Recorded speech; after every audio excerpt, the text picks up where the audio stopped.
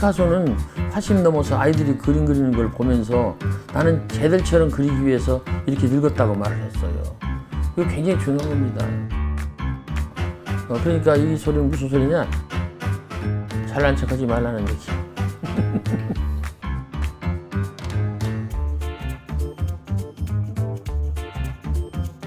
실세는 나태주라는 사람입니다.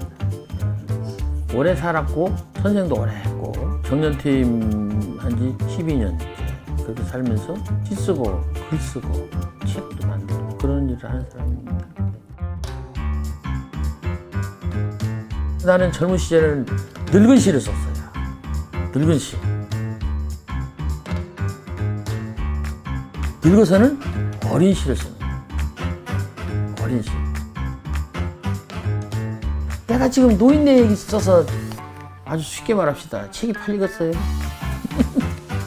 안과병원에 이거 끝나면 갈 텐데 안과병원 다니는 사람이 그 책 읽었어요? 있는 책도 갖다 버리는데. 그래서 나는 거꾸로 삽니다. 젊었을 때는 늙게 살았고 늙어서는 어리게 산다. 나의 축복이에요.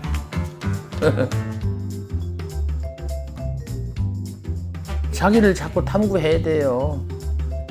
바라보는 쪽을 자꾸 젊은 쪽을 바라봐야 돼요. 내가 쓴 시 이런 게 있어요. 늙은 시. 아이들은 아이들을 보고 젊은이들은 젊은이들을 보는데 노인들이 자꾸만 나를 흘낏거린다. 그렇지만 나는 아이들을 보고 젊은이들을 보겠다. 이게 늙은 시인의 태도예요. 늙은이가 자꾸 늙은이 보면 안 돼요. 늙은 사람은 자꾸 아이들을 봐야 돼요. 그러면서 어떻게 저 아이들한테 도움을 줄까? 저 아이들과 같이 공존할까? 이런 생각을 해야죠. 그런 반면에 아이들은 경험이 없기 때문에 경험이 많은 노인들을 봐야 돼요. 근데 진짜로 노인을 안 봐도 노인을 보는 방법이 있어요. 책을 읽어야 돼요. 책은 다 노인이에요. 책 속에서 늙은 걸 배워야 됩니다. 젊었을 때 내가 유명해졌으면 실수를 많이 했을 거예요. 젊은 사람한테 돈 있고 시간 있고 건강 있으면 뭐 하겠어요? 타락하는 거예요. 내가 쓴 시도 있어요. 명예. 내가 젊지 않았을 때 여자들이 나를 좋아하기 시작했고 내가 늙어서 돈이 별로 필요 없는데 돈이 생기기 시작했다. 나는 다시 젊은 시절로 가라 그러면 별로 가고 싶지 않아요. 나는 늙어서 좋습니다. 여자를 만나도 마음이 크게 흔들리지 않아서 좋고 조금 뭐 인세가 두른다 해도 남을 위해서 써줄 수 있어서 좋고 좋잖아요.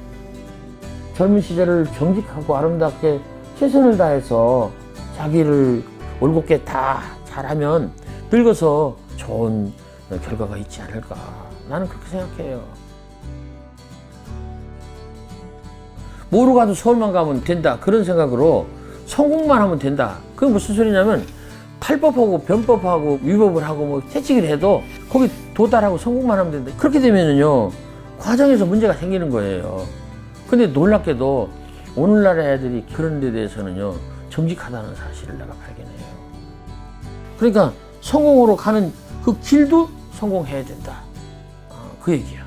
우리가 좀 그렇게 살면 더 좋지 않을까.